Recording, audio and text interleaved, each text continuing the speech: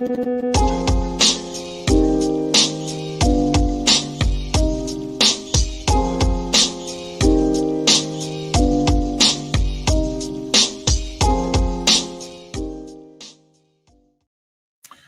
right, we are here, and according to crying people in the chat, 4 minutes late.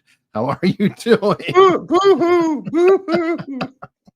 Oh my goodness. Chat people, boo-hoo. I like when Mark Alperin says, don't pay attention to the chat. He says it every episode. I know, don't talk trash in the chat, or don't. Then he says disregard the chat at some point. He's terrible. I guess because he's got two different audiences. He's got the chat, and then he's got the people on the screen. Right. Well, he's got the people in that Zoom thing that are paying Zoom thing, money or whatever to be part of the show. But yeah, he's like, don't talk smack in the chat. Don't talk smack in the chat. That's a good line. That's a good line. Yeah. Well, I don't think anybody's going to completely pay attention to that. And the funny part is, half the time you probably look in the chat, I'm sure they're perfectly polite. They are? Oh, that's helpful. Well, he's got a strange family. I mean, he grew up across the street from David Atlee Phillips, playing with his children. Viva Fry is rating our stream from Rumble again. Cool. How are you guys doing? Welcome to the stream. I hope you like Lee Harvey Oswald. They thought this was a cooking show. I don't know. They didn't even know why they were here. You know, there is Patton Oswald, the guy who had a problem God. Who had the wife who died from when she was investigating Golden State Killer and all that. Oh, you know what I was thinking of? You know how Dave Portnoy has a new ally in his battle against the terror groups. Oh, really? Yeah. Ben Stiller said, I don't like you, nor do I agree with you, but this has gone too far. Okay. Well, you have a strange bedfellows. Ben Stiller now coming on board. Who's next? Max Blumenthal? Well, Rappaport's already there. Well, Rappaport's just a loose cannon, but it can be funny though. He's very funny, Rappaport, and we should have him on as a guest, but he's so crazy. I don't know if we could. And we must have him. And we must have him on. Yeah. All right. Well, anyway, okay. So today's subject is going to be Lee Harvey Oswald.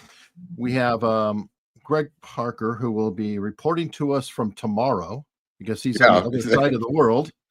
And that's some of the lingering is to try to make sure that we've got the link out, everything else. But what are we talking about in general with Oswald?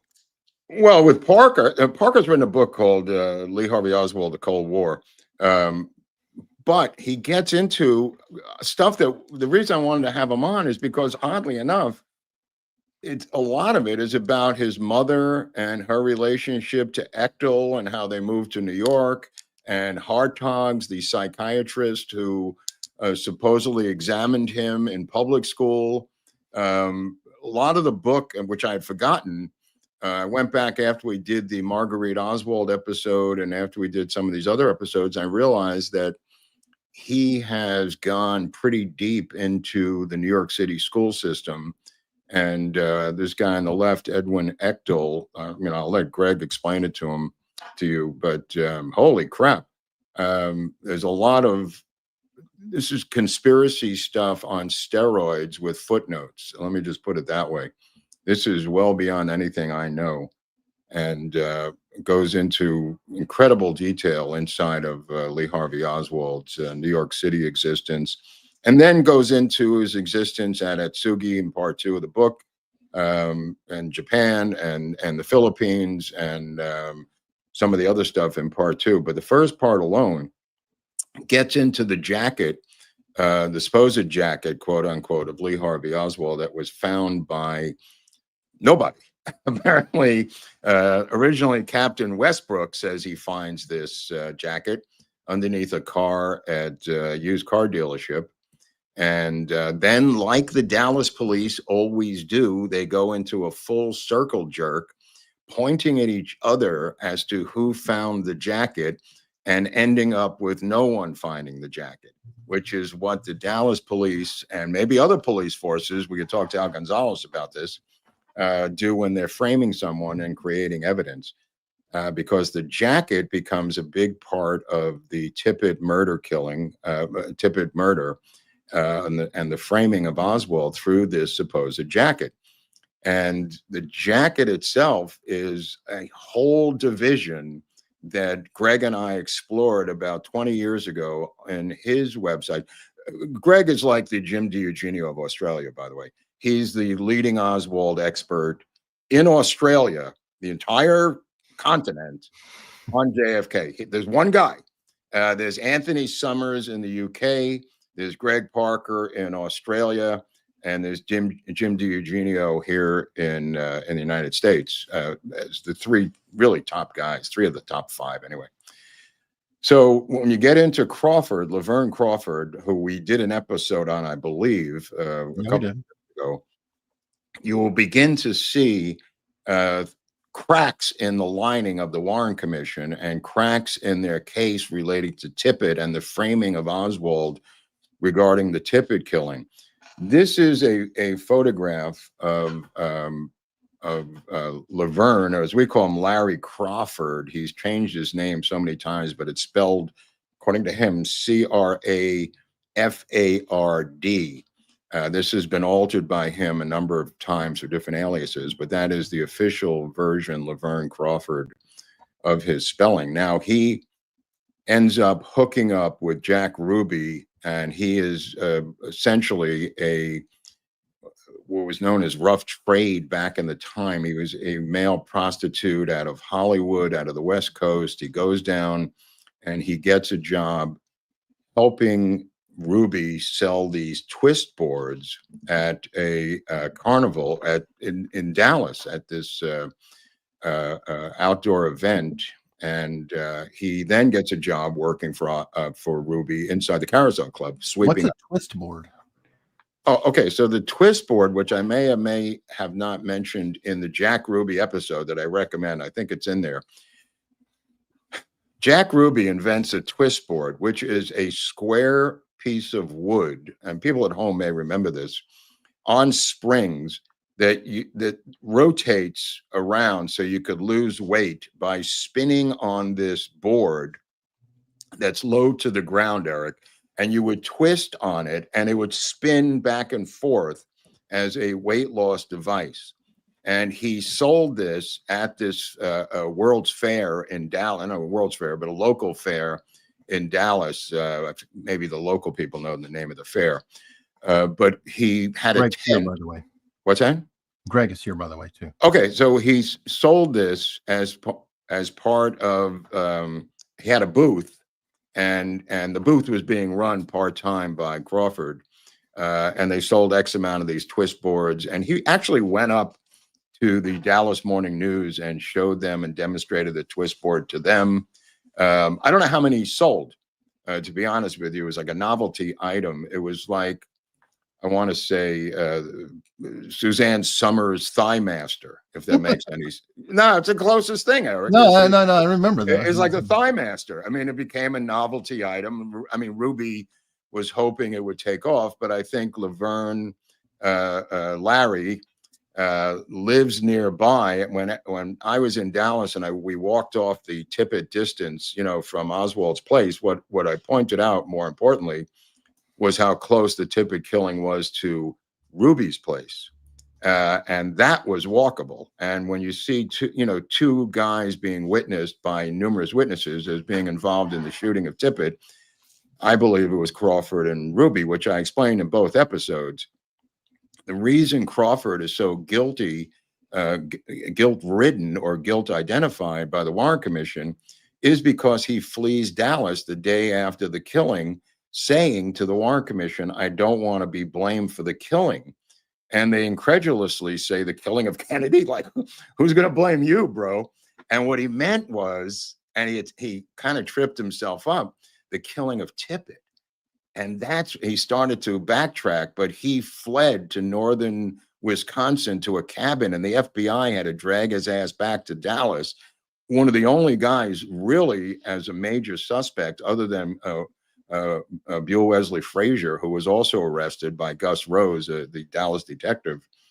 But anyway, so the thing about the jacket is really what I wanted to get back with Greg, because that's where we left off 35 years ago, the last time I talked to him.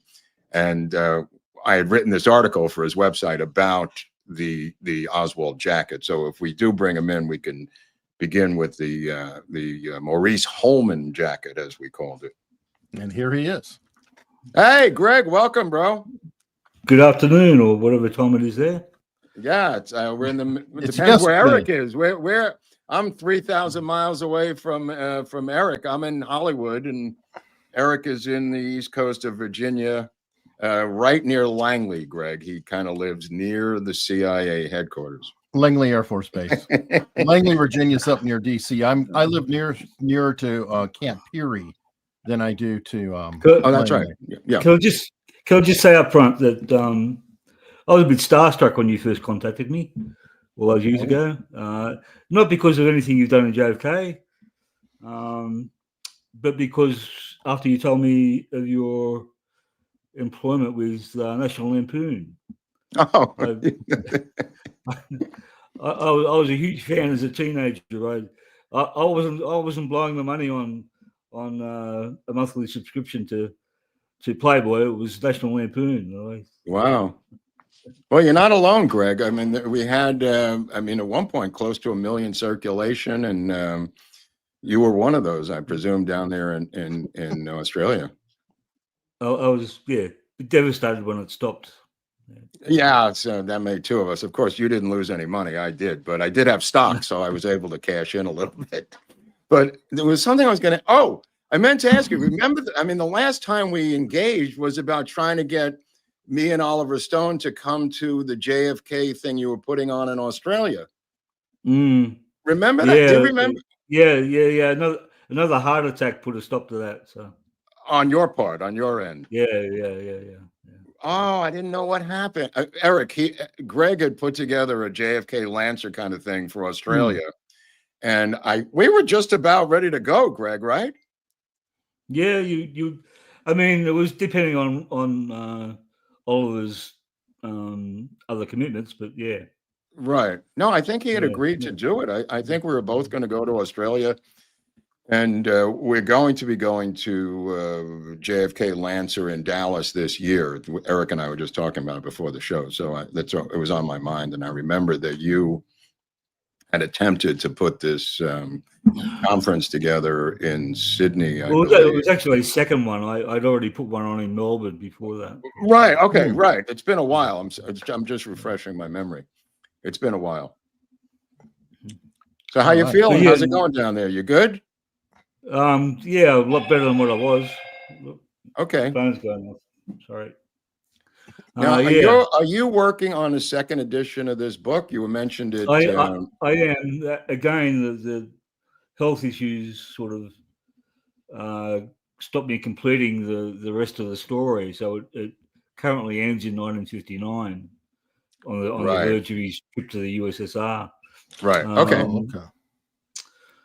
So the plan had been to write another 1 or 2 volumes, but for various reasons, it hasn't got off the ground until now.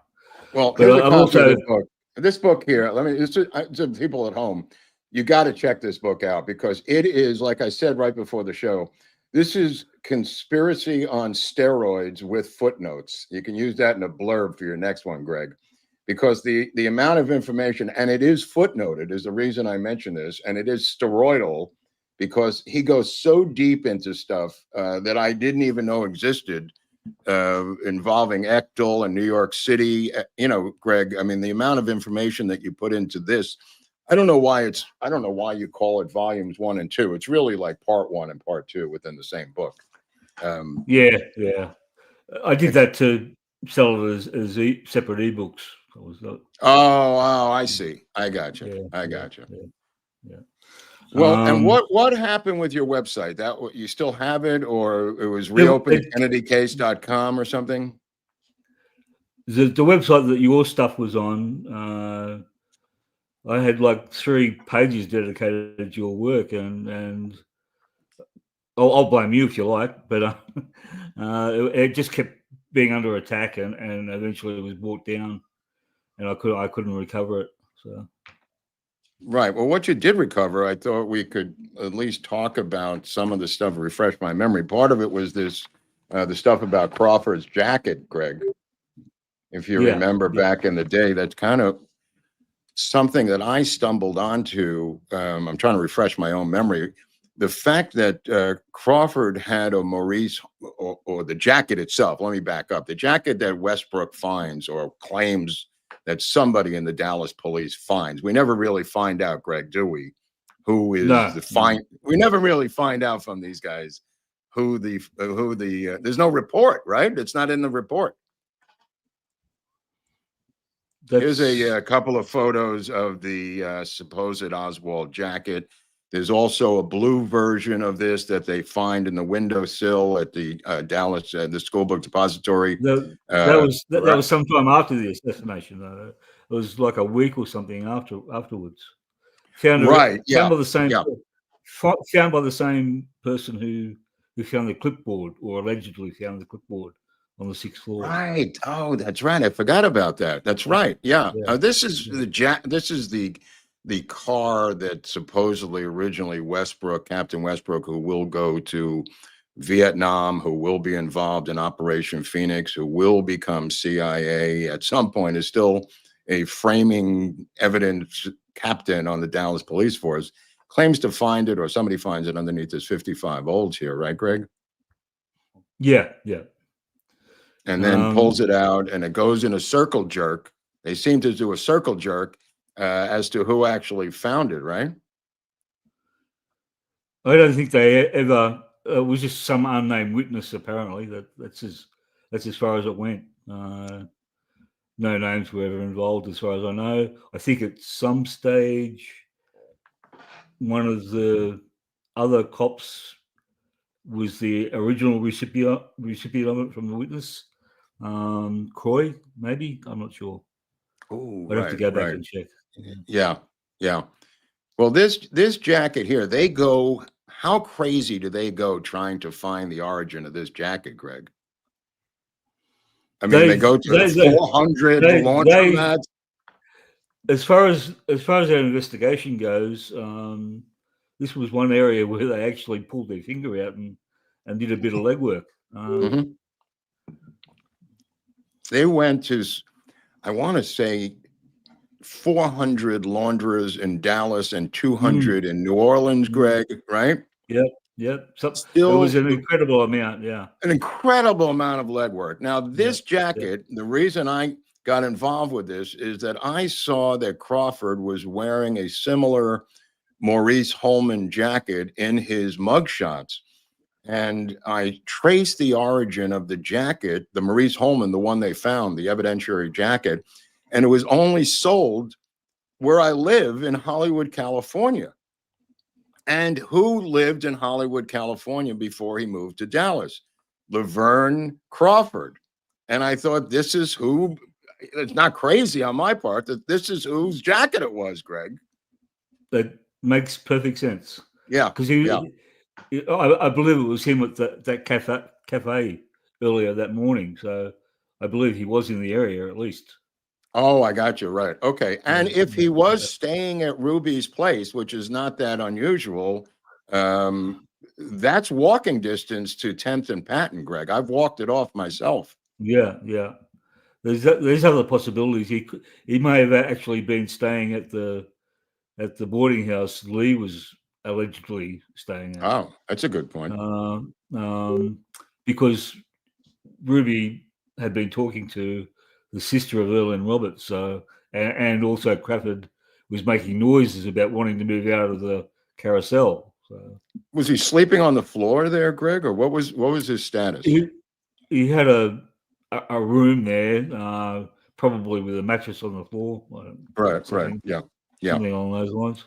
Right. Now, why do you think he flees to Wisconsin or wherever the hell he was going?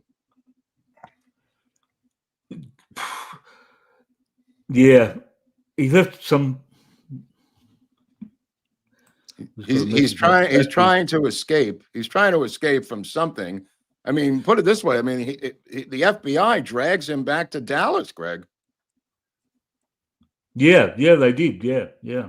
Right? Yeah. So, look, the whole Crawford story is just once you start sort of digging into it, there's nothing that it's like Oswald. Nothing makes sense really. Right. Like he was turfed out of the army on a Section 8. I've got the code here somewhere. It was like a gay code, right, Greg? I was going to say, was that homosexuality possibly? It was Eric. Code 264, which technically was unsuitability, character, and behavior disorders. So that sounds like code to me for. Is that code, Eric, for that? Eric was in the army. That's what I was asking. I don't know the subcodes for that, but it could have been. Separation. That's my best guess, is that it was something along those lines, because he was hypersexual. There's no risk about that. He was always trying to seduce his cousin. Oh, I didn't know that. Interesting. Yeah. The FBI interviewed her, and she dumped on him big time. Wow. Well, he later ends up being some sort of a security guard. He claims he's an assassin years later, that he was a hitman. He claimed all kinds of, right? Yeah. I think there's a kernel of truth to some of that, but most of it was braggadocio. But what I can tell you is that he, after being turfed out of the army on a Section 8, he actually gets a job with the FAA, a joint project with NASA and the Air Force on sonic boom testing. Yeah. They were testing the effect of sonic booms on towns, and his job was to go and survey people to see what they thought of it and all that sort of stuff. They had as someone who was Section 8 out of the army. I mean, that was a top secret project. How did he get into that? Right. What was the code again? In New Mexico, Eric. Right. What was the code again? I apologize. I'm looking up codes now. 264. 264. Is there any letters? No numbers, but this is going back to the 50s or 60s. Okay. So, yeah. Okay. Then I'll have to look further, but there's a bunch of letters that state it, but they're not. Okay. Not. Yeah. Crawford is clearly an Achilles heel of the assassination framing, Greg, right? I mean, you can go down that Crawford rabbit hole forever. Well, he named the person when he came to Dallas. He named the person as who he got to live with as Corday, Mickey Corday. Mm-hmm. Now I tried to find out who that was, and I actually found a Michael Cordray, who was a sergeant at the local Caswell Air Force Base, flying B-52s, and it was B-52s that were involved in Operation Boom, which was the FFA thing Larry had been in. Right. So, I mean, he's hanging around some for a bum who works in, as a roustabout at carnivals. He's got some interesting connections. Yeah, he is a roustabout. Like I said before before you came on, he was selling the twist board for Jack Ruby at a carnival. Yeah. He literally was a roustabout. Yeah. It's strange that he made it so far up the food chain, so to speak. And he didn't. His memory about all these jobs was very vague when he was under oath, and he didn't even bring them up. He more or less acknowledged when they were brought up, but wouldn't. Some of them he claimed no memory of at all. I remember they went the direction that the Warren Commission went with him, if I remember, is they just kept drilling him about Ruby's phone book. Right. Yeah. It was like every single name in the phone book that Jack Ruby had. Do you know him? Who was that? Right, Greg? It really wasn't about him, is what I'm saying. There was a lot of that, but some of it was about him. But he kept that part of it short. He wasn't very forthcoming with his own history. Well, getting back to the jacket, what we were talking about previously was the fact that Dallas police went to almost 1,000 different outlets because the jacket had laundry marks on it. And Marina Oswald washed all of his clothes. Plus, it was a medium-sized jacket. Plus, Oswald usually wore smalls, right, Greg, as a size. And the jacket was that would be the only article of clothing that had a laundry tag on it. And I professed early on Greg's website in the articles that I wrote for him that this was a Maurice Holman jacket that came out of California. And the reason they didn't find the laundry, the ticket-o-matic thing that was on there, I forget what it was called. It was a tick-o-matic or something. The stamp, Greg. I believe this came out of Los Angeles, California, where the jacket came out of. And that's why they weren't able to find it. Yeah. Oswald. Think about this. How was Oswald taking his clothes for Marina to wash, though? I mean, when and how was that happening? Bill Wesley Fraser doesn't talk about him ever carrying laundry around on all these trips. So. Yeah, or maybe it was Fraser's jacket for that matter. Who knows? I mean, I have my doubts about Fraser from day one. I mean, I think they flipped Fraser because they were threatening him with the electric chair. Yeah, according to him, he did, and I don't doubt that for a second. Fritz, right? That was Fritz's MO. Yeah, to use. Well, also don't forget Gus Rose gets featured in Errol Morris's film Thin Blue Line, framing an innocent man in that award-winning, Oscar-winning documentary. It's the same detective, right, Greg? Yeah, and the reason for the frame was absolutely stunning. I don't know if you recall, but I don't recall the reason. The reason they framed that guy, he'd been picked up by the killer. Okay, and so he was convenient for that reason. But they didn't. Right. They knew who the killer was, but they couldn't put him in the chair because he was only freaking 16. Right. Yeah. Well, Fraser gets lie detected twice. He gets arrested twice. He gets threatened with the electric chair. Yeah. He has his sister Lenny Mae Randall backing him up. That Oswald's bringing curtain rods into the car, but the FBI's got his mother saying his hands were empty. So apparently he was trying to save his own neck. And what Eric and I went over his new memoir, and in the memoir it says the summer before, this is Fraser, he had a job in the local department store in the shipping department shipping out curtain rods, Greg. Yeah. He's sketchy as fuck, bro. Yeah. Look, the curtain rod story is another rabbit hole you can go down, but right. But anyway, so I just wanted to touch base on the jacket, because the jacket, you could go down that jacket rabbit hole for a long time, and Greg covers it in his book to some degree. And there's other this is the book right here. Strongly recommend you pick this book up. It's easy reading, good typeface. It's well organized. It starts early on with conspiracies going back to Roman times.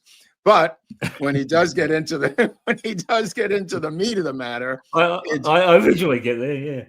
Yeah, you eventually do get there, and it's entertaining the way you do get there. But holy crap, do you go deep into New York City? I mean, there are things that I haven't heard of in years, like Spofford up in the Bronx.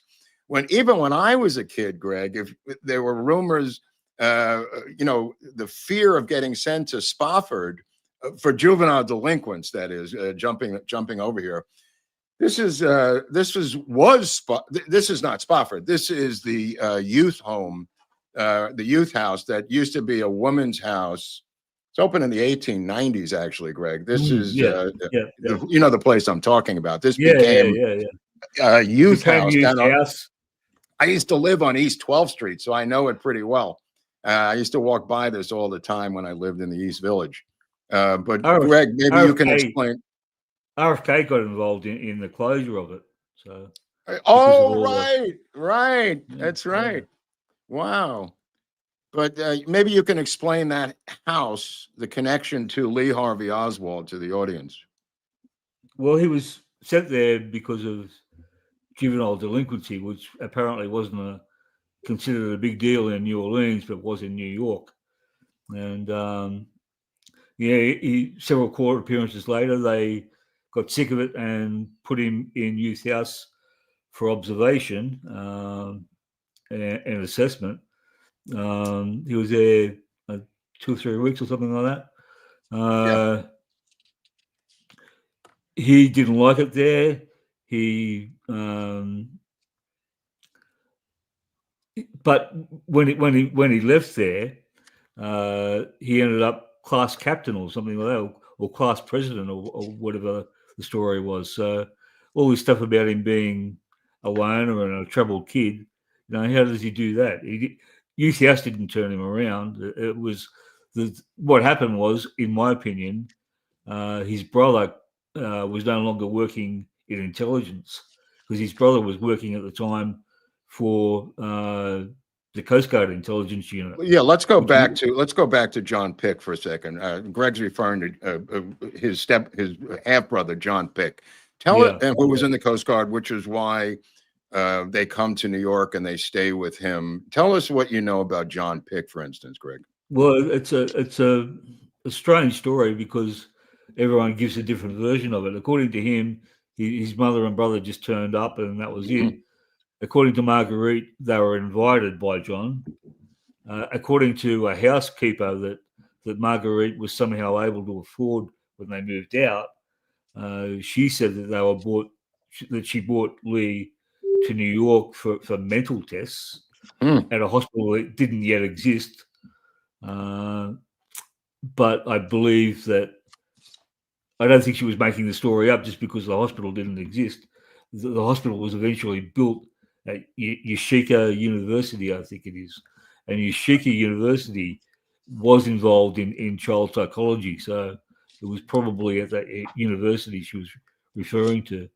It was either Yeshiva University, which you're correct, or Bellevue, because Bellevue figures into your story too. Bellevue, yeah. Well, there's a biography out by an ex inmate of that institution who says that they used to take people all the time to Bellevue from there, and God knows what happened at Bellevue. Well, they had a place. Everybody knows, if you're a New Yorker, they have a place in Bellevue called the Flight Deck, which is where people take you. I think it's the 7th floor, and that's where most of the notorious, mental institution stuff has happened over the years. But you mentioned they were threatening to send Oswald to a youth farm, like in Vermont or something, Greg, right? Yeah, that was one of the options being put up. Yeah, but that would have been was a recommendation by Hartogs or Hartogs. Yeah, but it can't be he can't do that. It has to be by a judge that sends him there. So that's when Marguerite fled back to New Orleans to avoid another court case, because she knew what was going to happen. He was going to end up being sent to a youth farm. Right. But I mean, even if you're sent to Spofford, which a lot of kids I grew up with were sent to Spoffords. I mean, Spofford was not closed until the 80s or 90s, I think. It's a place in the Bronx up in Hunts Point where they sent. Go ahead. Yeah.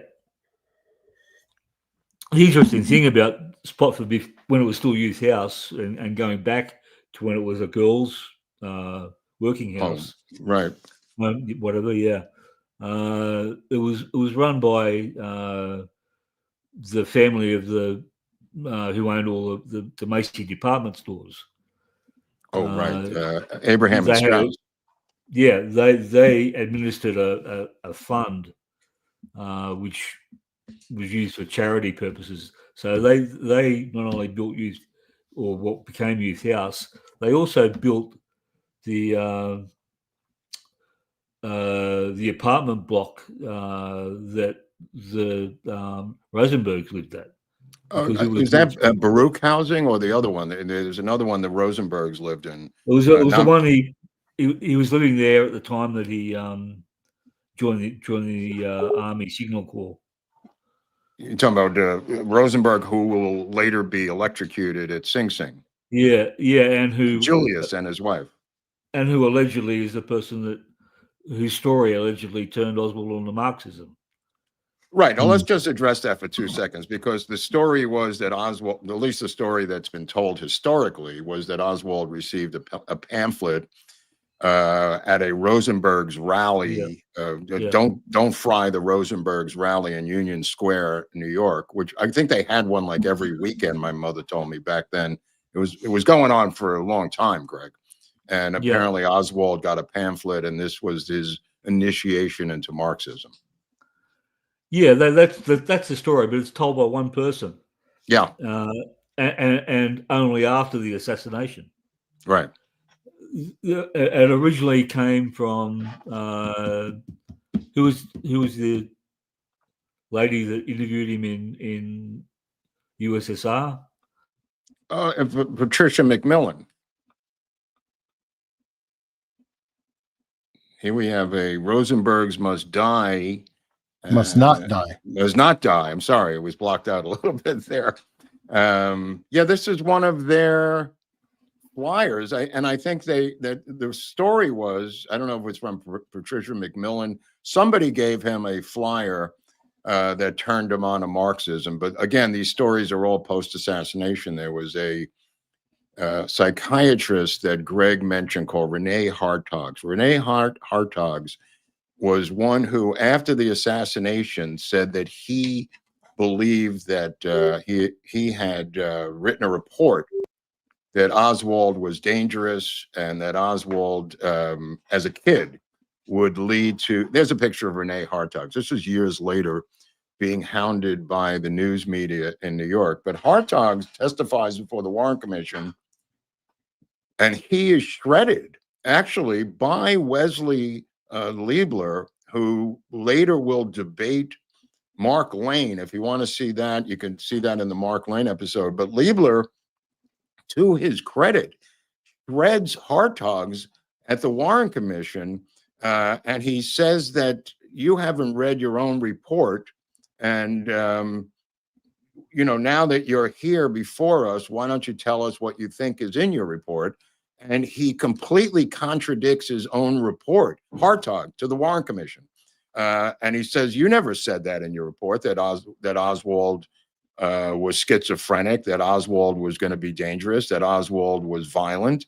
And he's saying this in public in 1964, Eric. And that becomes a problem for him, Hartogs, but not as big a problem as he will have a couple of years later. Hartogs, shown here, will be the subject of this book, which is really good, about the most famous case. This is the first case ever. It's called Hartogs. It's called Betrayal, actually. It's written by a woman named Lucy Freeman, and it's about Hartogs versus Julie Roy. And why is Julie Roy important? Because Julie Roy supposedly wrote the report with Hartogs about Oswald. She was an intern for Renee. She was an intern assistant, quote unquote, for Renee Hartogs, who co-wrote the report on Oswald. And Oswald, of course, this is post-assassination. Welcome back. I was just talking about a woman named Julie Roy, Greg, who was the co-writer of the report with Renee Hartogs on Oswald as a student. She will later become a patient, and she will later be the first person to ever sue her therapist for sexual assault. And that is the famous case of Hartogs versus Roy in the United States. Well, he seems to be going in and out. But anyway, Hartogs has a problem because he is a complete bullshit artist and is also a deep state kind of psychiatrist working within the New York City School District. But in Greg's book, he talks about an entire subculture that even involves Edwin Echtel, who becomes Marguerite Oswald's third husband. And he moves to New York, and that's why she moves to New York, if I remember correctly, Greg writing in his book. And that's why she ends up in New York, not to simply visit John Pick. There's a photo of Marguerite Oswald on the right and Edwin Echtel on the left. He will be caught by a bunch of teenagers hired by Marguerite Oswald, including her son. I think it was Robert, who goes over and finds him in a motel room with another girl under the ruse of a telegram for him, and that's in Dallas, and that ends up with the end of their relationship. Now, Marguerite has to divorce him, Eric, so she has to get a divorce lawyer. And who does she get as a divorce lawyer? None other, and I you can't make this up, none other than the legendary Fred Korth becomes her divorce lawyer. And you say, that name sounds familiar, Mark and Eric. Who the hell was Fred Korth? Well, Fred Korth will become the Secretary of the Navy after John Connolly. He will be involved. Yes, Fred Korth will be an LBJ henchman who runs a bank in Fort Worth that loans General Dynamic $400,000 to build the TFX fighter jet. This becomes a scandal in front of the United States Senate. If that Korth on the right there, Eric, or well, it is. It says, I think that is him on the right. He's okay, one well, of the two. there's plenty of photos of him. He's got a huge Wikipedia page, and there's plenty of photos of Fred Korth out there. The point of the matter is, he becomes the divorce lawyer for Marguerite Oswald. Fred Korth will become a crony of LBJ. Even at that time, he's working with John Connolly, who will also become the Secretary of the Navy. LBJ was using he's technically under Secretary of the Navy under JFK, Fred Korth, but LBJ lobbies and uses his muscle to get him the job. Why? So LBJ can siphon money off the top from General Dynamics to get the TFX fighter jet contract. There he is. He will then be featured on the front page of the New York Times, resigning in protest, having an argument with Robert McNamara, the Secretary of Defense, and he will then have to resign because he wanted a second nuclear carrier, Greg Parker. I'm talking about Fred Korth, the divorce lawyer to the stars, Greg. How does Fred Korth work his way into this story? Interesting. He was, and I'm sorry about fading out there. Charger came out. Yeah, he was the lawyer for Edwin Echtel, who was Marguerite's third and thankfully last husband. Right. So does he represent Echtel or does he represent Marguerite? No, he represents Echtel. They're good. Okay. Echtel's office. Echtel worked out of an office in Fort Worth that was diagonally opposite Fred Korth's office. Right. Gotcha. So he handles their divorce case.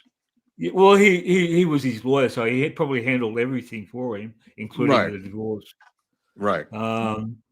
Margaret had filed for divorce before that, but he beat her to the punch, but interestingly, she took a day book that belonged to him. Oh, right. Go ahead. And one of the agreements that came out of the divorce was that she had to give that back. He was desperate to get it back. This was a type of diary, right, Greg? Yeah, and they used to make trips to Santa Fe quite often. Yeah. And I don't know if you know what was happening in Santa Fe at the time, but there was a lot happening in Santa Fe at the time. Well, let's talk about Echtel for a minute, because you've done a lot of research on Echtel that I didn't have any fucking idea about this guy. Well, What is the day? Go day- ahead. I have a question about the day book. Was that, from my understanding, Ekdahl was a traveling salesperson. Was the day book like a list of all of his customers? Which No, would be no. critical? Ekdahl wasn't a traveling He salesman. wasn't a traveling salesman. Yeah, No, wait till you no, hear. no. That was a bullshit cover story. Go ahead, Greg.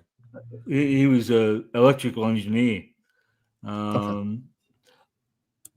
I'm not going to go into the details because this is additional information for the rewrite of the book.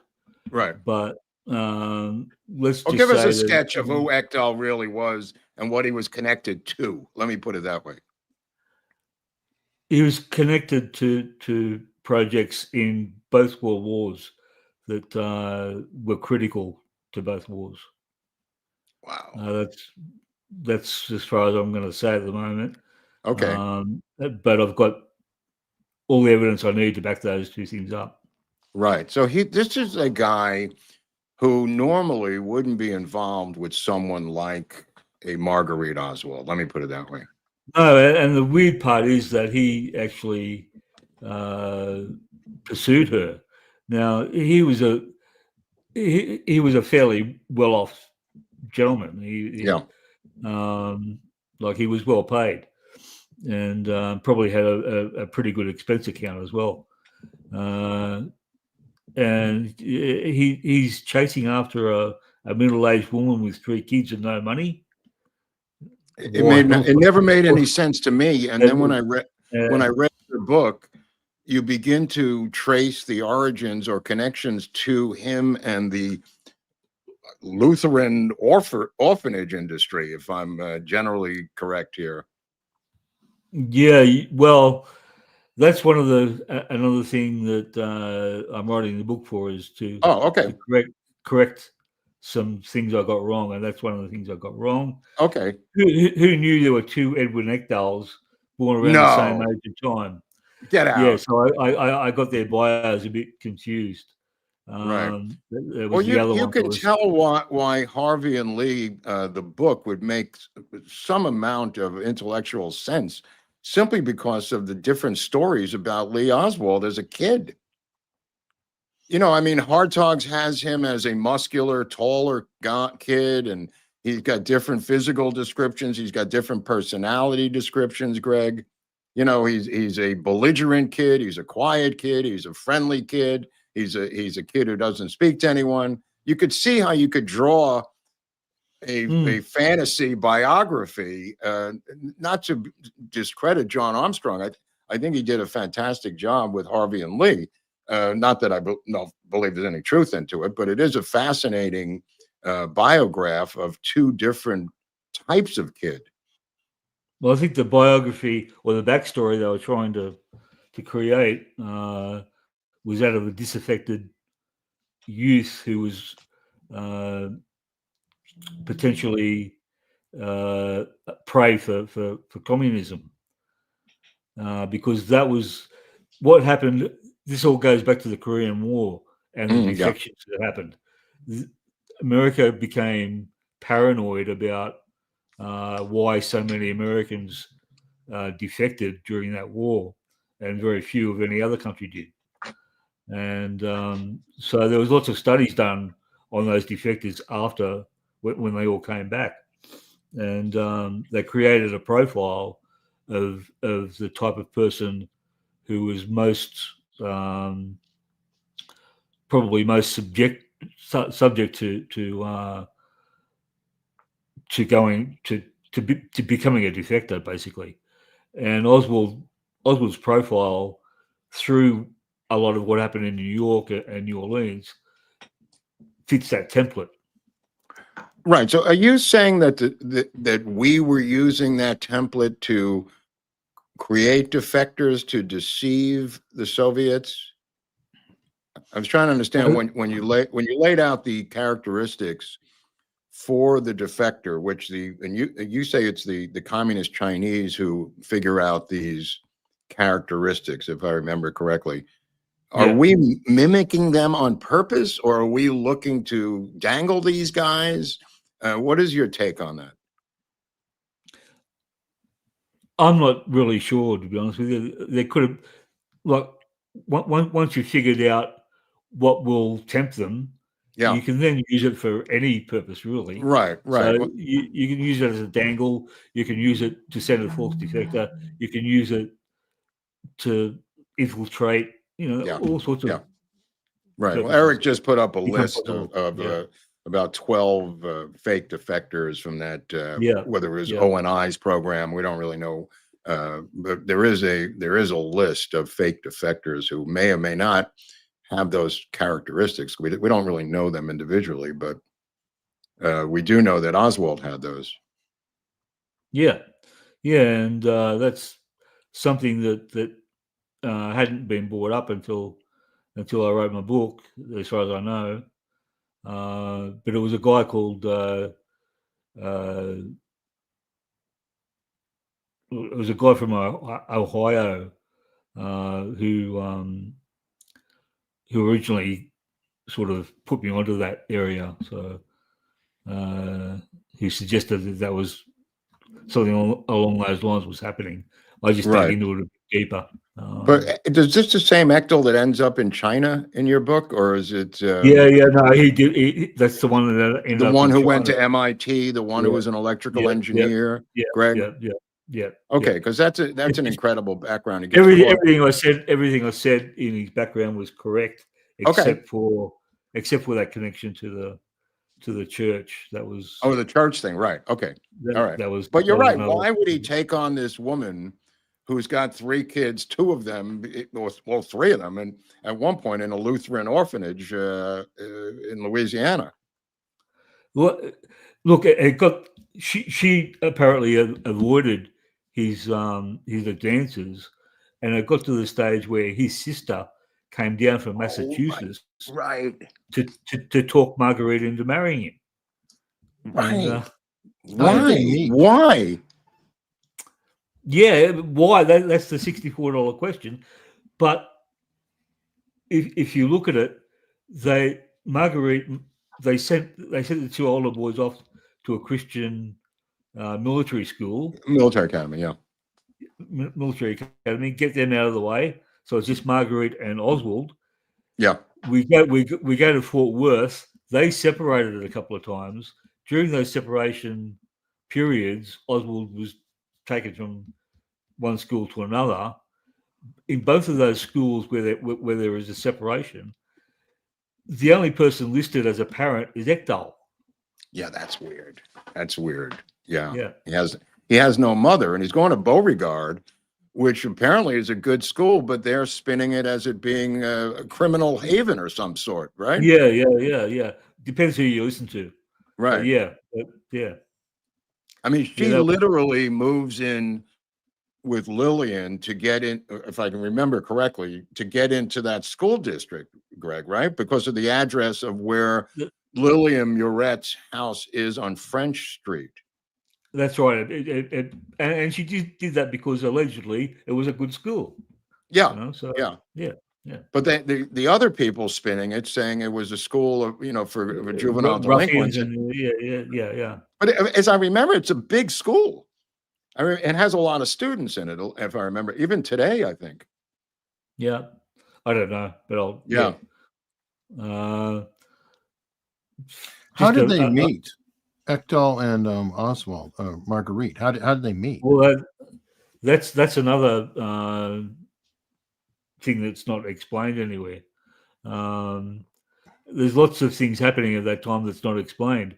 She doesn't tell the Warren Commission that she was working at Algiers Naval Base. Oh, right. That's a good one. She's actually working at a naval base. And they don't know that she's working there or keep it quiet if they do. Yeah. It only comes out in her biography by that Jean Davidson. Yeah, I remember. Yeah. Jean, kind of a hatchet job. Yeah, it was a hatchet job, but that job only came out in that book. And she says in that book that she got fired as a telephonist because she had gone out on a date with men from the base and was too too seedy in the morning to do a shift, so I'd phoned the other girl who did the afternoon shift and swapped shifts with her. Now, like, this is like 6 o'clock in the morning that she does this, makes this phone call. So the other person's not real happy with her, but agrees to do it. Somehow the commanding officer finds out, calls her in and says off the base. The army men that she was dating or on a double date with weren't obviously in uniform. She claimed she didn't know they were army guys. I don't know how this, and it was. She said she was called up by a colonel, which the Navy doesn't have. So who's this colonel that Well, you suggest it might be George White from the OSS. He was in the area or doing a tour of southern bases at the time, testing marijuana as a truth drug. So, right, the marijuana truth drug injecting the cigarettes. Yeah, right. Yeah. So my and it is just a theory, but my theory is that these double dates that she was on was actually a honeypot to lure these guys in for testing. Right. Oh, that wouldn't be so bad of a theory. There's a lot of footnotes in Greg's book that you could trace where he's getting these super advanced theories from that are fascinating, because he goes into FBI reports and Warren Commission testimony. It's not just, there's a lot of books out there that are just like novels, with theories, Greg. But your book, which I appreciate because I could trace with your footnotes where you got this stuff from. Yeah, it's important to me to be as factual as I can, which is why I've just admitted to you that I got one or two things wrong. And that's cool. I mean, we've had other. Go ahead. I'm going to be changing that stuff. So okay, tell us about the Hartogs thing with the Tommy story. Yeah, there was in the late 40s. So it's just a few years before Oswald turns up. There was a series of articles in various papers written by she was a feminist and was well known at the time. I can't think of her name off the top. But she writes a series of articles about kids that are success stories going through Youth House. And I actually stumbled on one of these stories about a kid named Tommy, whose story in 1949, whose story mirrors Oswald almost to the letter. Almost to the letter, including the type of mother he had. Yeah. Even they draw a picture of Tommy. He's even wearing the same sort of freaking shirt. No, get out of here. Yeah. Oh, man, I didn't know that. That's hysterical. That's on the cover of the book. Well, while you were gone, I was talking about Liebler's cross-examination of Hartogs on the stand in the Warren Commission and how he completely undermines Hartogs. Yeah, they set a nice little trap for him. They let him talk and say, yes, that was my report, blah blah blah. And then they hit him. Look, we've got your report here. That's not what you said at all. It was one of the few moments that you're actually cheering for the Warren Commission. Right. For Liebler, who will later debate Mark Lane. Yeah. I was rooting for Liebler in that segment of your book, which is odd, but he will later become the professor at UCLA who teaches law. Liebler, that is, Wesley Liebler, and has them go through Mark Lane's book, going through his footnotes, the entire class, to prove where Mark Lane made mistakes and rushed to judgment, Greg, and found none.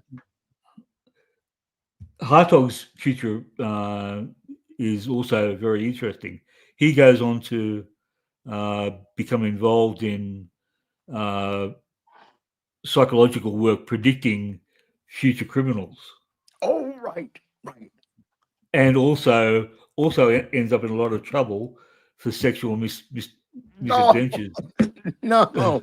This is while you were gone. I was holding up this book called Betrayal, and it's the story of the first woman, Julie Roy, to successfully sue her psychiatrist in the guise of therapy. And the reason I mention it is not just because of that, is because Julie Roy was his intern who wrote the Oswald report, Greg. Yeah.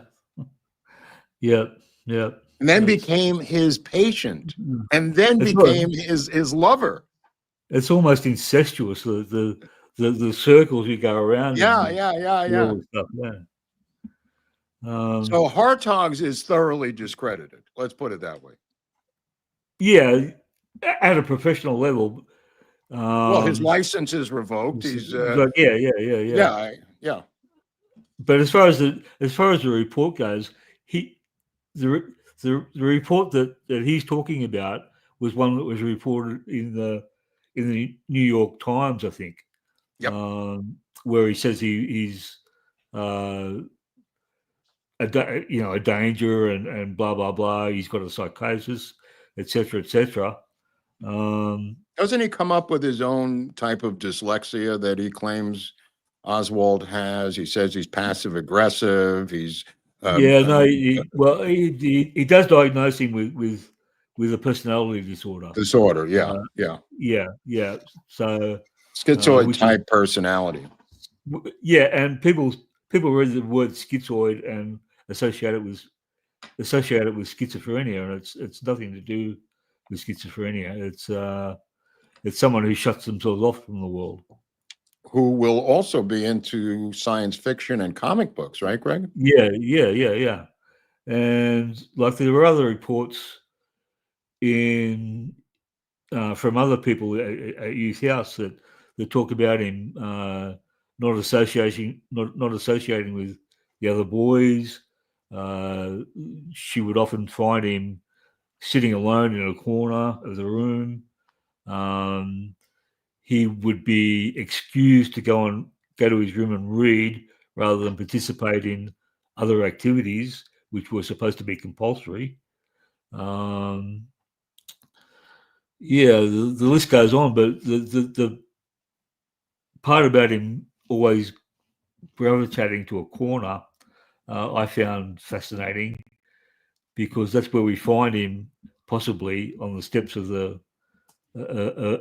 Texas School Book Depository as the parade's going past. Well, also we've got a situation with violent Black and Puerto Rican kids who are from New York inside of this juvenile detention center. So it's sort of similarities to a la Guthrie's epic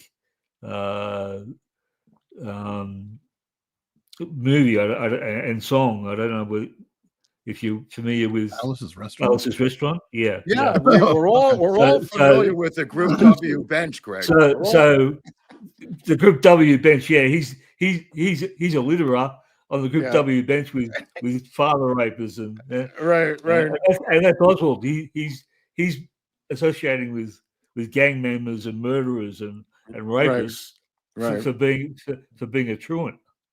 No, but I mean, look at it from just a straight up point of view. You take this kid from New Orleans, you dump him in the middle of New York City. You want to talk about culture shock? I mean, there's no money. His mother doesn't have a husband. They're living, day to day from apartment to apartment. He's moving from school to school, even within New York City, which is bizarre. I mean, he could have remained in any one of those schools and moved around. He didn't have to change schools. And he goes to PS 144, PS 44, and then he goes to the school in Brooklyn. I mean, it's crazy. And you wonder why this kid is even as well adjusted as he was, Greg.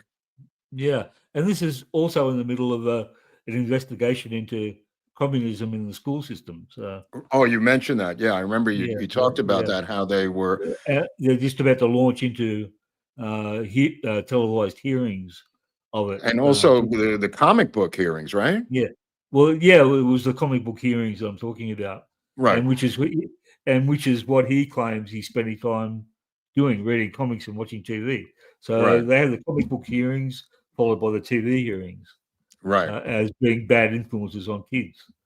Now, Yeah, where did you? I love the fact that he didn't. You say salute the flag, but I assume he got in trouble for not pledging allegiance to the flag and was sent down to the principal's office in your book. yeah.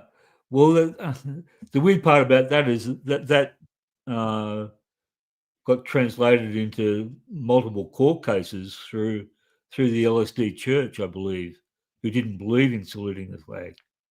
So why is he being treated so leniently for it when others go to court? You know, so Right. And just to be clear, just because I've had some experience with this, when you went into school at the beginning of the school, you pledged allegiance to the flag, which meant you stood up as a class and you Yep. put your hand on your heart and you said, Yeah, pledge allegiance to the flag. Right. Okay. yeah. Myself and two other of my friends refused to do it and were sent to the principal's office when we were in junior high school. In a similar situation, we were castigated by the vice principal for not doing what you alleged Oswald also did not do. So I found that to be interesting. So what was your outcome? Detention? Right. No, that's what I was getting to, because Yeah. the principal, who had been a prison guard, the assistant principal, who was actually the enforcer of the school, he had a peg leg and was a prison guard at Rikers Island before he was the assistant principal at the school I was in. So he was a physical enforcer, Greg, and he was telling us a story about World War II, and he's trapped behind enemy lines and this and that, and he's just going off on tangents. And underneath my breath, I started to hum the battle hymn of the Republic. So my other two friends crack up laughing, and they're sent to a special room called 101, where you had to survive on your own. It was like a prison room in the school. And neither one of us got beaten that day, but we had a close call of being suspended for a long period of time for not pledging allegiance to the flag. And we didn't do it as a political thing. We were just busy with our homework from the night before, Greg, because we had gone out and partied. So we weren't making a political statement, but they turned it into that. So the Margaret excuse. Yeah, we were busy doing our homework from the night before. That's why we couldn't stand up and pledge allegiance to the flag. So what era are we talking about? This is the early 60s? For me, this was in the 60s. So it's not, it's not that Not different. that far away. Not that far away. And it's the same school system. It hadn't changed that much. That's why I enjoy reading the portions of your book about the New York City school system, because I went to PS 99. I went to PS 194. I know that system. I know that school system really well. And it really brought back, I was just going, how the fuck does this guy know this shit about the New York City school system? But you really did some homework on this. Yeah. I like I said, I like to get things right.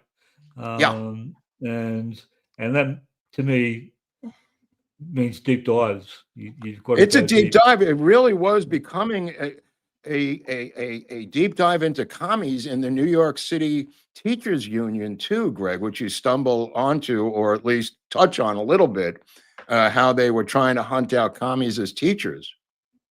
Yeah. And that segues into the drug issue, the comic book issue. Yeah. It spins off into lots of different areas. So. And into the Rosenberg issue with the pamphlet. Yeah.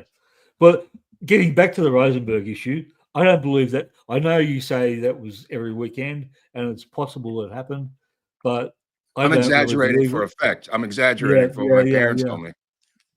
I don't believe it really happened, because it's what you don't believe what happened, that he got the flyer? Yeah. Okay. Because he never talks about it. No, I agree. It only came out after the assassination from one of the two women who interviewed him in the USSR. Now, she was asked It wasn't. She wrote a story about his defection in 1959. There was nothing about it in that story. She was asked to write an update of it based on her notes after the assassination, and all of a sudden it appears in that. It's not Patricia McMillan, Greg. It's no, the other one. It's the other one who Moline or something. I forget her. Who first interviews Oswald in the hotel. Yeah, and she worked for UPI, I believe. Moline or something. Moline. Yeah, something like that. But one of them worked for UPI, and one of them worked for the Christian Science Monitor. Christian Science Monitor, and then the news service. You're talking about Patricia McMillan, the second one, who does Marina Oswald's book. But as it turned out, it was Mr. Rosenberg who, in a letter from prison, told whoever he was writing to at the time how he got into Marxism, and guess how he got into Marxism? No. He got into Marxism because someone gave him a pamphlet on a street corner about a unionist who'd been jailed in California. You know what? I just remembered that because it's in the book Invitation to an Inquest, which is the book about Aline Mosby. Mosby. Yeah, Aline Mosby. That's it. Yeah. Mosby. The book, that thing that you mentioned, is in the book Invitation to an Inquest about the Rosenbergs, which was the definitive biography about the Rosenbergs, and I did a paper on it when I was in college, and that is in that book. That little factoid. Wow. Yeah. So I think that it was just basically she's read about it or been told about that and transferred it to Oswald. Isn't it amazing how they create? Luckily, Oswald's dead, so they can build whatever they want around him. Yeah, exactly, and that's one of the reasons he was dead, so they could build whatever they wanted. Right. But I'm saying they build an entire backstory to fit. And I'm not talking about somebody just typing up an article about his backstory. They've got to drag human beings into this thing. You know, I mean, it's the amount of physical work they have to do to create his legend, and I say legend, you know, as a lack of a better word, to build this backstory going all the way back to childhood as quickly as possible with physical people doing this, altering reports disappearing, having them change like Hartog's does his actual report in real time. It's an amazing amount of work, isn't it, Greg? Well, I think there's a possibility because he kept saying during his testimony that the language of that report that didn't exist, he kept saying, well, that's the type of language I used. So, yes, I believe that's the report I wrote. Now, I suspect that he wrote two different reports. One was a general report, which is the one the Warren Commission had, and one that was a bullshit report, which is the one that was quoted from in the papers, which was used to support the Dodd Committee hearings on comic books. Right. This is Christopher Dodd's father out of Connecticut, the original Dodd, who ran the comic book hearings in the Senate in the 1950s, I believe, is what Greg's referring to for the audience. Lawton Dodd? No. Oh, sorry. Can't think of his name. Christopher Dodd's father. Yeah. Oh, wait. Okay, we've got Senator Dodd, the father, with LBJ. This guy? Yeah. That one. Yeah, he's a conservative Democrat, I think. That's a good photo with that bow tie. He was also involved. He was also involved in the investigation into mail order guns later on. So, into who?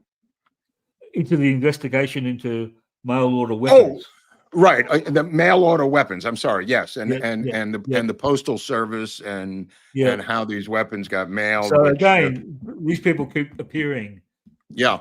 The same people, moments. The same players. It's almost like a big theatrical play with people playing multiple parts, Greg. Yeah. You know, because what happens with John Pick after this is over, he goes back to being just a regular Coast Guard guy. No, he actually joins the Air Force. Oh, he joins the Air Force, right? He Yeah. switches. Yeah, and he becomes Switches, and therein lies another story, because he's involved in the medical side of. He works in Air Force hospitals. right. Now, when Clinton released all the information about medical experiments in the military, Yeah. guess what? Every hospital Pick worked at was involved in those fucking experiments. Including Fort Detrick, Maryland, Eric, where there was a lot of medical experiments going on with biowarfare. Yeah, and I've got more information about that too, which in the next book. Yeah. Well, if we gave you sodium pentothal right now, could we get it out of you, and then you wouldn't even know that we got the truth out of you? When is the next book coming out? When do you think you'll have the next one done, Greg? When it's done, Mark. We have to have a deadline. Don't tell me that. Yeah, with it may go on for years down there. We won't even know if it's finished, for Christ's sakes. We got to put some pressure on you, Parker. Okay. All right. Well, I'll try and have it done within the next 12 months. Oh, okay. That's something to live for. Okay. I like that. Now, okay, so Marguerite Oswald gets divorced from her husband because she catches him in a tryst, if I recall. Yeah, well, I can't recall if I actually put this in the book or not. It's not in your book. It's not in there. I'm just trying to figure out how this thing ended between the two of them. She sends her son Robert and another teen. No, it was actually John. It was John Pick. John Pick. John Pick and another boy to make believe there's a telegram for him. Yeah, right? but I don't believe that that's actually happened either. Okay. Because to get a divorce in Texas, you had to prove something along those lines. You have to prove adultery. Yeah. And basically that means catching them in the act. Well, they said that the woman was wearing lingerie when she answered the door. I'll come to that. What was found was that the stories that came out in those types of divorce cases had similar themes. The man was always half naked or partly dressed. The woman was always in negligees, preferably blue or pink or whatever. Everything that she said happened that they busted, that they caught him in, was part of what the finding was as far as what people claimed in these divorce cases. Now, people just say what they have to say to get what they want. And I think that's all that was happening here. It never really happened. There was an agreement between the two of them that they would agree to that. And the woman involved, by the way, was the mother of one of Robert's friends. No, get out of here. Yeah. So you're saying it was a staged event? It was a staged event, yeah. Wow. I've never heard that. Wow. You know what she reminds me of? This is a side note, but does Marguerite Oswald remind you slightly to Blanche Dubois of Streetcar Named Desire? I mean, think about it, Greg. You know, she's kind of like Blanche Dubois. Southern. I can't see Marlon Brando going after Marguerite. No. But she's got. She's waiting for a man to save her. She's aging. She's a Southern belle who's with living off of relatives like Lillian Muret, and she's crashing, staying at her place. And there's a lot of Blanche Dubois in her. She claims that they were relatively well off until her husband died, and that her family had been fairly well off, etc., etc. So there is that air about it that she crashes fairly badly in status, and tries to put airs and graces on to as if that Yeah. had never happened or whatever. I don't know. Yeah. I mean, she is flipping houses. I don't know how she did it, Yeah, but she yeah. gets left a house, I think, from She Echdal. She flips she that was house to the doctor who was yeah, who was- yeah, right, Greg? Or yeah. To a doctor, yeah, yeah. yeah, So and then it and can't. gets another house and flips that If a one. doctor's buying it, the house can't be that bad. Yeah, I mean it's an interesting story because we did an episode on the Murettes, and they are riddled with deep state operatives in that family. I mean Dorothy Murette, and Marilyn Murette. Marilyn's all over the world on a teacher's salary, going down to Australia. At one point, she's in South America Yeah, as a well, teacher. again, that story is a bit dubious as well because at that particular time in Australia, she would have had a hell of a time trying to get a teacher's job here. We were Right. very fussy, What about extremely teaching in fussy. Japan? You think it was any easier for her to teach in Japan, for Christ's sakes? No, it may well have been because they're always after English teachers. Right. Yeah. But she runs, I think she runs into either John Pick or Oswald in Japan. John Pick, yeah, apparently, yeah, Yeah, after yeah, the assassination, yeah. and yeah, they have some strange discussions about Right. Lee, Yeah, yeah. yeah. Very sketchy deep state family, my friend. What do you do? Well, the father of the family, as you pointed out in your book, I mean, he says I have really no connection to Lee, and the other side says he's like a father figure to Lee. Greg, I'm talking about Dutch Muret. That's right. Yeah.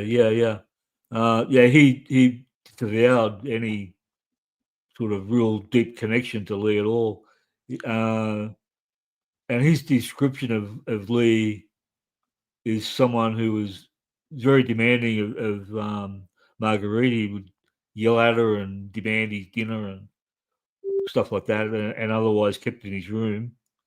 Right, but Dutch, who's connected to Marcello, obviously in some regard, or as an ex-boxing, whatever he was, manager, he will drive everyone to Spring Hill College so Oswald can address the Jesuit students about life in the Soviet Union, Greg. And you did some excellent work on a certain Jesuit student there, if I recall correctly. Yeah, who was his part of what I lost. What's that? Which is part of what I lost, I think. Well, we survived it because we did an episode on him. The fact of the matter is, Muret will end up running the legal system of Bosnia years later after the Bosnian War. His first cousin, and at that school, Oswald speaks, and the guy who spoke the following week was Clay Shaw. For his cousin as well. So I mean, Spring Hill, around and around we go.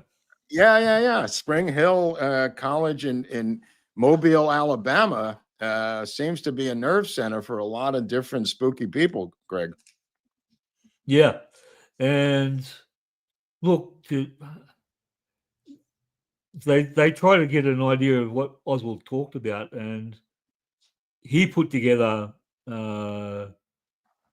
What was the guy's name that was a Jesuit there or a student? It was his cousin Muret, Charles Muret. No, but the other guy that befriended Mark. That's Robert Fitzpatrick. That's him. Yeah. Robert Fitzpatrick, who will go to Baltimore.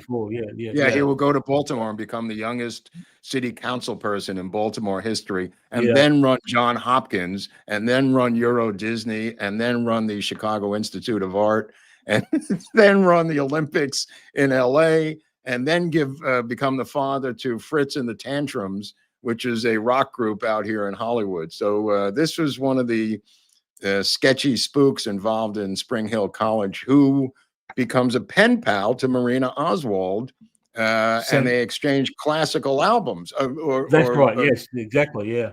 Okay. Yeah. I think he's still, and then he comes out of the closet as gay a couple of years ago. They live pretty close by me, the family over here in Silver Lake in Hollywood.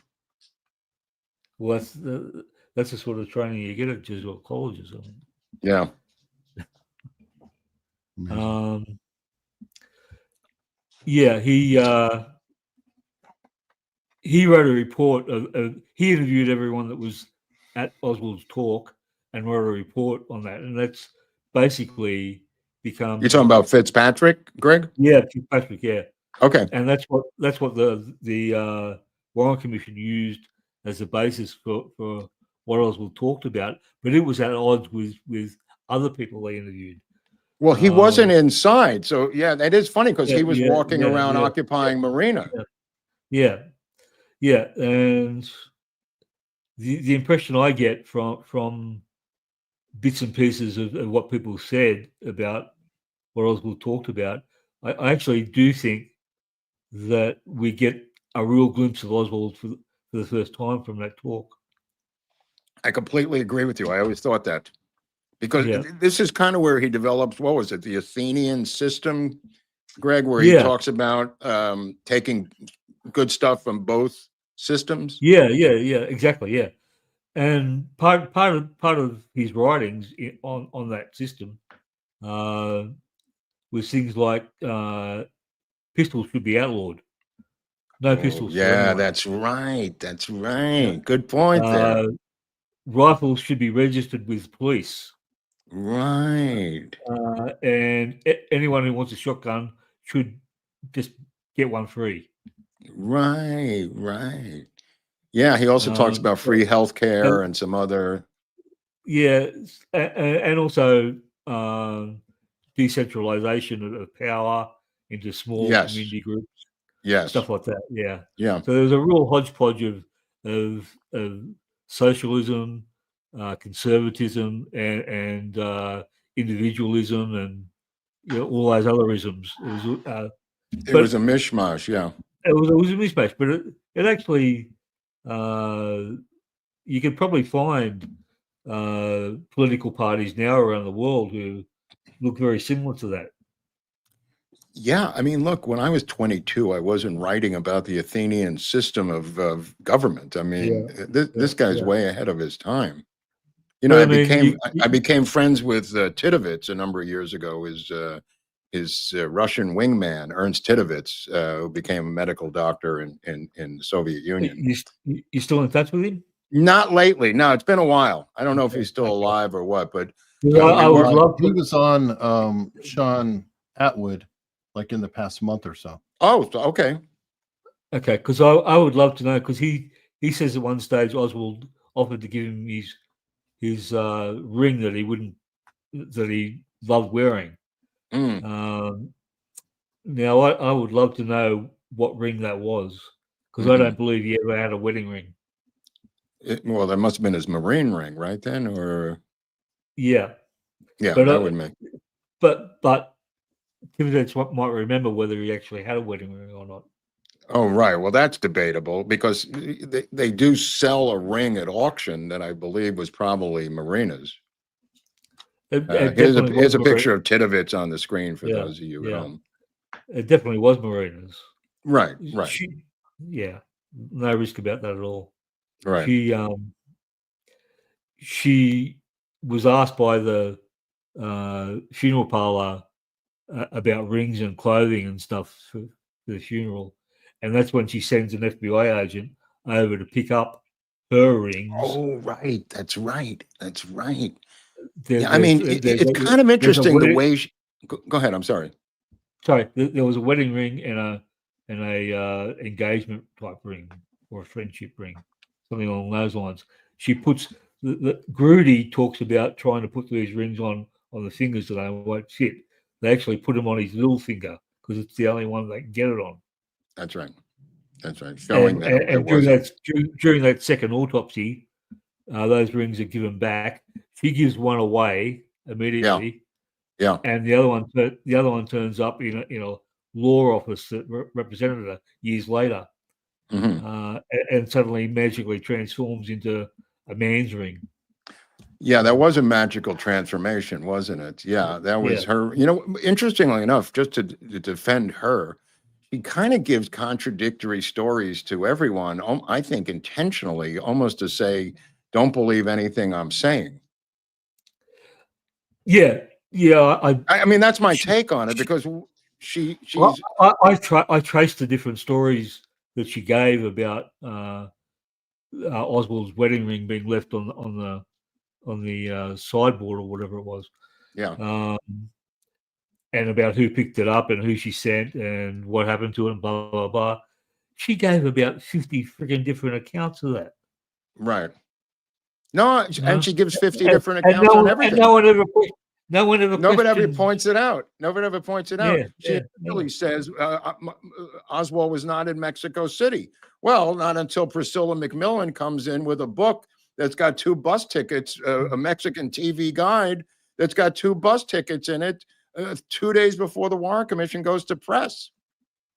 Look, Oswald never went to Mexico City. Not, at Thank least not you. on the bus.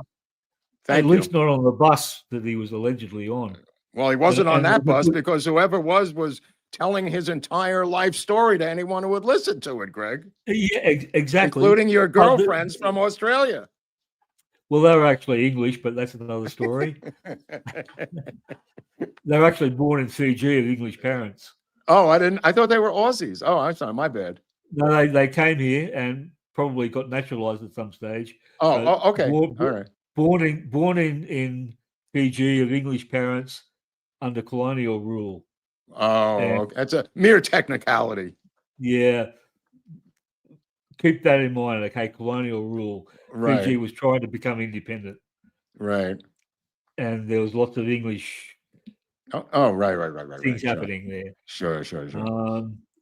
And after and then there was a retired couple that he went up and befriended also. I don't know where they were going, but they were going to the Yucatan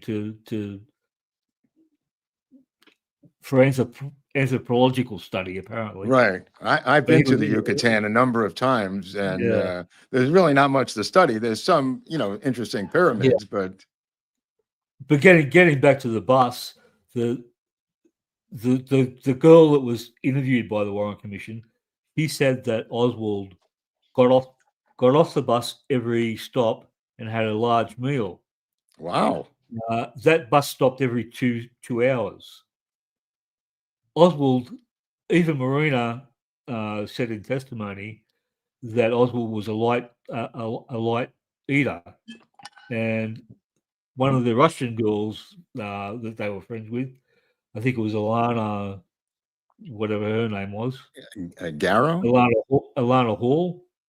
Oh, Hall, yeah. She said that he wouldn't eat spicy food. Yeah, he didn't like it. So you've got this guy going to Mexico, eating large meals every 2 hours, who barely eats at all, and doesn't like spicy food. And I traced back to the reason why he doesn't like spicy food. He was diagnosed with ulcers, with a roundworm disease of the small intestine. Ah, interesting. In Russia, and he still had medication. They found medication for it after the assassination. So interesting. What you don't want to do is upset. If you've still got the roundworms, you don't want to upset where they are, because they can migrate anywhere. Oh, Jesus! And do all sorts of damage. So if you start, so that's why he didn't eat it. He ate plain foods like sandwiches, whatever, but it was plain food. He ate bland food, is what. Bland food. Yeah. So it's not to upset the roundworms that he had. So right, I mean, put it this way. I mean, they don't have any itinerary for his stay in Mexico City. Where is he at a bullfight? Is he at the movies? Is he at the Commercio Hotel? We just did an episode this week on David Atlee Phillips, so it's kind of, our audience has been following the story about Mexico City, Greg. Okay. I'm sorry. But if he was there, I mean, he's obviously not at the embassy. They have a photo of somebody else, but even with the imposter, you still have no itinerary or photos or anything of him in Mexico City. While you do have a couple of days before, on September 25th, Sylvia Odio claiming he's on her doorstep. Yeah, and just on that bus trip, Yeah. There'll be a spin-off book about one of the other passengers. No, get out. Get out. Not William Godet. No. Okay. No, just no. A Mexican Okay, American. you don't have to tell us. You don't have to tell us. But he was undercover for the DEA. For the DEA. Or whatever it was called at the time. Back then, right. Okay. Wow. Yeah. That's revelatory. Wow. Yeah. So I mean, they still don't know how he got out. How does he get out of Mexico City? In a car, Greg, or in bus, or what? Well, that's how it was put in the records. They left by car. Yeah. And they ended up blaming the clerk or the clerk or however you guys pronounce it for making a mistake. That it was really bus. They scapegoated whoever they needed a scapegoat to make the right story. Well, Rankin literally says to Phillips, this is transcribed, saying, you want us to believe that he's in Mexico City. You're not giving us one shred of evidence that he was in Mexico City. And all of a sudden, miraculously, the 2 bus tickets appear with Priscilla McMillan. Right on cue. Right on cue, bro. Right on cue. Yeah. And that's signed, sealed, and delivered inside a TV guide from that week in Mexico City. And from the same source, right on cue, was the so-called Walker letter. Oh, yeah, with the Walker letter that comes delivered by Ruth Payne in a exact same style, only a different book, this time a cookbook, the same exact MO, with the Walker letter inside of a cookbook left behind by Ruth Payne, who delivers it to the FBI. Yeah. Right, I forgot about that. Wow. And tell me about Marguerite Oswald working at Pittsburgh Plate Glass. Is that true? Well, is that true? That was supposedly the same time frame where she later claimed she was working at Algiers Naval Base. Right. So I kind of think that maybe Pittsburgh Plate had a contract on the base, and she was working for them as a civilian on the base, not for the naval base itself. Well, tell the audience why Pittsburgh Plate Glass might be of interest to them. Well, they were one of the sponsors, or the owner, a guy called Pitcairn, funnily enough, was one of the sponsors of the attempted coup of FDR back in the day. Right. And weren't they involved in replacing the glass of the limousine that?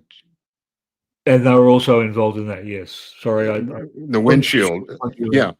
Which you were referring to, but he was already involved in a previous plot against the government. I didn't know that. Wow, that's bizarre. Against FDR?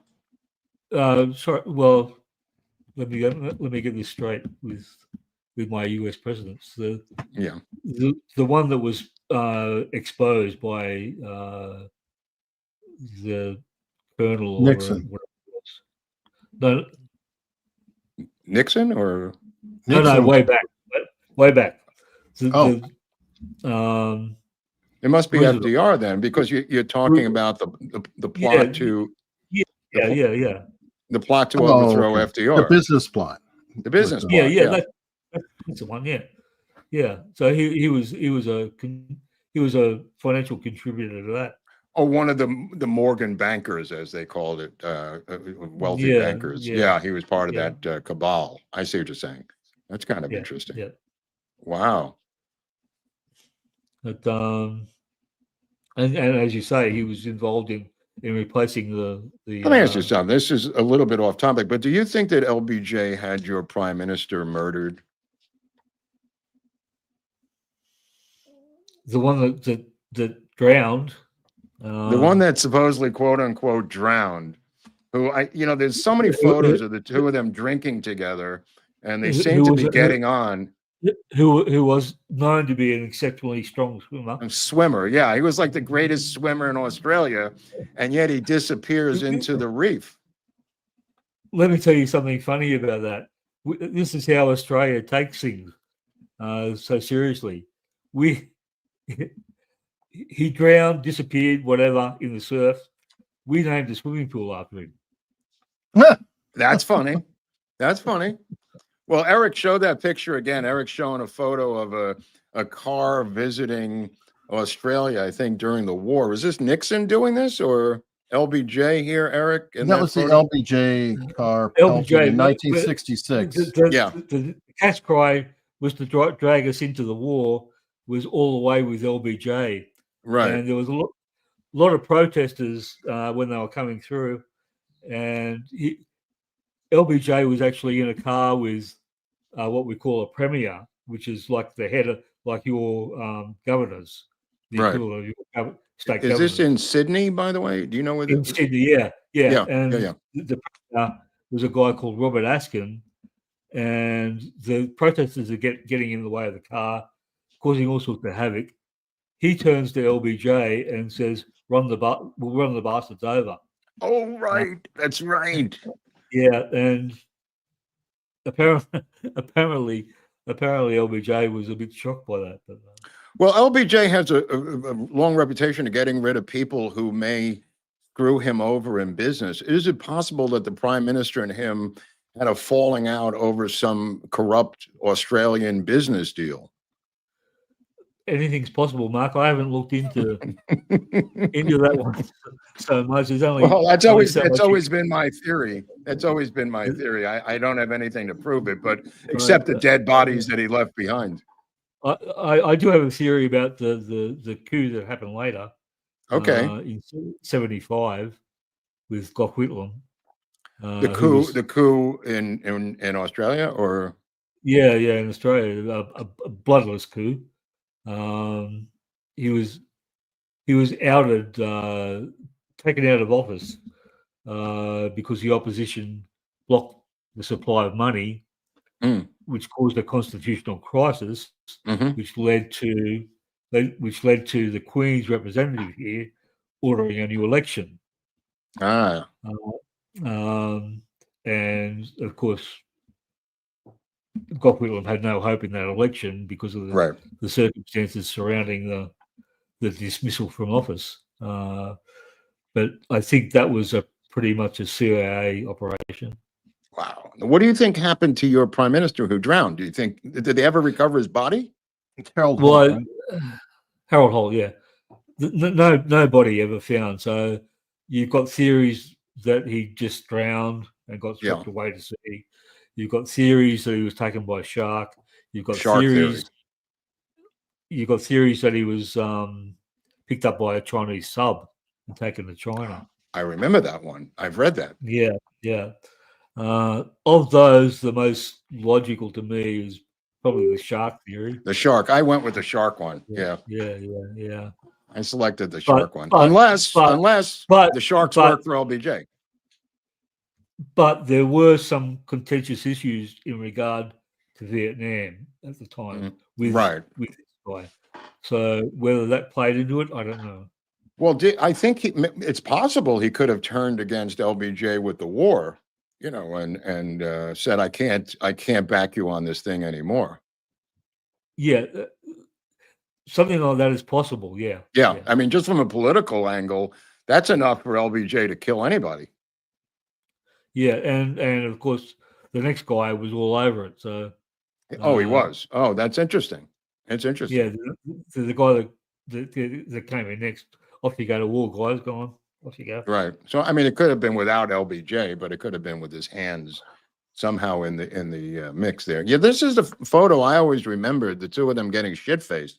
That's LBJ with that's the shit faced LBJ. I don't know about your guy Holt, what he looks like normally, but looks like he looks happy. Let's put it that way. Yeah, I'd say he's shit faced as well. Yeah. These two guys like to drink when they were together, but This might be part of their criminal, plot that they're celebrating to rip off Australians. He received a medal for bravery, or I'm not sure what the medal was, but you guys gave him a medal for something he did in Australia during World War II. Interesting. I don't know if you. Oh, you're talking about LBJ? Yeah, he got a silver, got a yeah. phony silver star for being on board a plane that happened to fly over Australia at one point.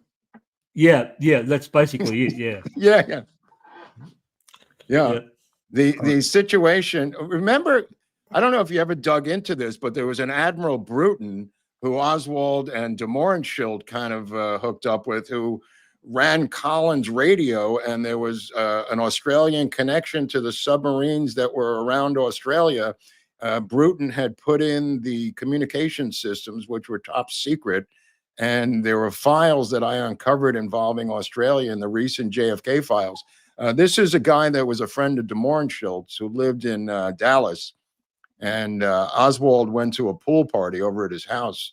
I think he was out of town, but his wife was there. He was involved in Collins Radio, which has a big connection to Australia, Greg, if you ever get a chance. Okay, didn't know that, but I'll... Yeah, submarine warfare, about submarines around Australia. Collins Radio, the guy who marries Marina Oswald, the second husband, worked for Collins Radio. Yeah, he did, Yeah. Coincidence or otherwise, I didn't know. We don't know. We're going to have to wait for your second book in a year. So now the book's coming out hopefully this year. And will you be available to catch us up on what's going on and actually talk about some of the stuff in the new book when it comes out? Oh, for sure. Yeah, love to. Okay. All right. That's something to live for. We definitely would love to have you back. We're going to right now shift to doing what we call some super chats and locals. And I don't know if there's any super chats here for you or not. A lot of them are just kind of people saying, hey, we like the show. Hey, new member, things of that sort. So I don't want to. All right. Well, Sergeant Willie is a new member. Members are people who help us out with the show, just kind of donating cash and time. Pamela Clifton is a regular. Happy Tuesday, guys. The thumbnail gives me a clue of an awesome episode. I agree. I'm proud of my thumbnail. Thank you, Pamela.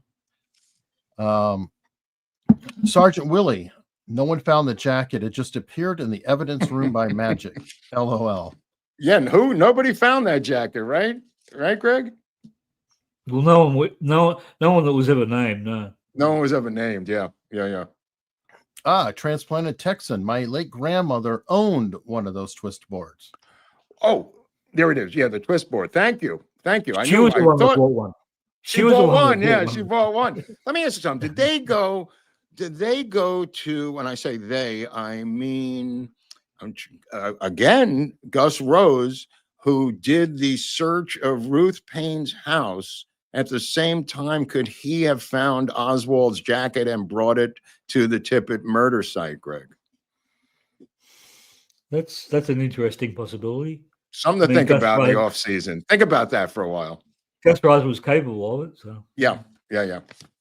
Al Gonzalez says, I have many memories of Spofford. It was a youth jail, and I took many over the years. They closed it in 2011. Affordable housing there now. Wow. Thanks. Al's a former New York City detective who is a friend of the show. He knows Spofford really well. And I'll tell you this, we got robbed when I was a kid. Me and two friends on bicycles in a park, Marine Park, where I lived in Sheepshead Bay, Brooklyn. We got robbed, and they took our bikes, took our money at knife point. And these kids who were in a gang called the Garrettson Beach Gang, and none of the parents would go to the police except my own mother. And she went, and they found the kids, they arrested the kids, and we had to go to juvenile court and identify the kids. And the kids were really tough juvenile delinquents, the real thing, Greg. And they were sentenced to Spofford. And that's why I know Spofford so well, because two of the kids broke down sobbing in the courtroom. And my mother said, they're not so tough anymore. Let's get out of here. And that's how it ended. And those kids were taken away to Spofford. I don't know what happened to them, but that was how I know that institution. Wow. Pew Pew gifted 10 America's Untold Stories memberships. Pew Pew's always generously giving memberships. So some people buy them. Pew Pew's always giving them out, which we appreciate. Nick Giusti, dots. So many dots. Give me all the dots. I can take it. Great episode, guys. Well, thank you. Thank you, Nick. And Nick Giusti again. Love all your JFK content. Seen them all at least twice. What baffles me is almost all your content can be fact-checked, yet people still believe LHO pulled the trigger and acted alone. I don't get it. Keep up the great work. Well, I mean, you can't blame them with that avalanche of bullshit that Greg and I have been talking about. The average person who doesn't have the time or the wherewithal to do what we've been doing, just looking at how much bullshit they assembled, Greg, to make this story complete, if you know what I'm saying. A lot of times backstories aren't meant to hold for more than a few years or whatever, or even a few months, whatever's needed. So I think they'd be a bit amazed that this has held so long. Exactly. I mean, I'll put it this way: the amount of information, the amount of phony backstory, the amount of effort that went into the phony autopsy. The idea that this could have been put together on the fly afterwards, one of the reasons that I believe the project gets revealed is the sheer speed and volume of information that happens right after the assassination. It's almost too fast, too much, Greg. Yeah. Look, there was obviously some pre-planning, but there was also the ability to adapt to changing circumstances afterwards. So there was some stuff done on the fly out of necessity. Yes, I agree. And brilliantly done. Brilliantly done. I mean, they talk about the deep state today. This is 75 years ago almost, and they were able to do these things at that time. It's astonishing how complex they were. True. Yeah. It's bear in mind that a lot of whoever did this had a lot of inside knowledge of the Rosenberg case. Okay, of which case? The Rosenberg case. Oh, the Rosenberg case. Okay. Wow. Okay. Bear that in mind. Wow. That's interesting. I've got a question here for Greg from our locals. Greg, have you checked out the Australian National Archives about the contents of Harold Holt's briefcase? He has reports about CIA contacts with Australians in London, also has reports about Billy McMahon, his political rival. No, I haven't. Didn't know his briefcase was available. So it's interesting. Billy McMahon was not one of our better prime ministers and didn't last very long. So whatever dirt he might have had on him, it probably was true. Wow. Okay. Maybe that's something worth exploring in the future. I don't know. Wow. On Australia's Untold Stories, our sister network. Definitely. Now, Greg, to wrap things up, I'm sure you want to get on with your day over there tomorrow. I have a link to your book in the description. It's an Amazon link, so people can check it out. Is there anything else that you want to plug or any site that people should go to? You're on Twitter or X or Instagram or a website, Greg? I've done some stuff with Alan Dale, so his site's called JFK Conversations, I think. Okay. So people can check out stuff on Crawford and a few other people there that I've done for Alan. Okay, well, definitely, everybody, please check out the book, and I think you definitely appreciate it. There is one other thing. Sir? It was also done for Alan, but it's up at the AARC website. There was a article I did with a guy called Jim Pertel about how Oswald learned to speak Russian inside the Marines. Okay.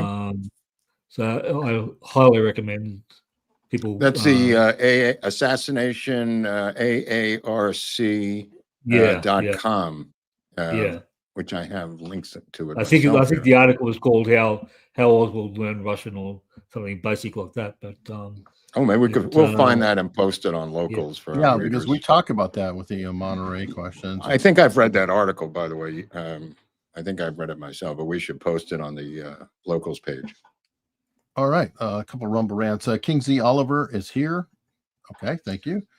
And I saw another rant that went by. Shelley of Texas, thanks for your work. I love this show. Thank you, Shelley. So, Greg, appreciate you coming on. I hope we can get an update on the book, maybe an advanced reading copy if possible. That way we could bone up on whatever's happening. I will send you a draft copy before it comes out.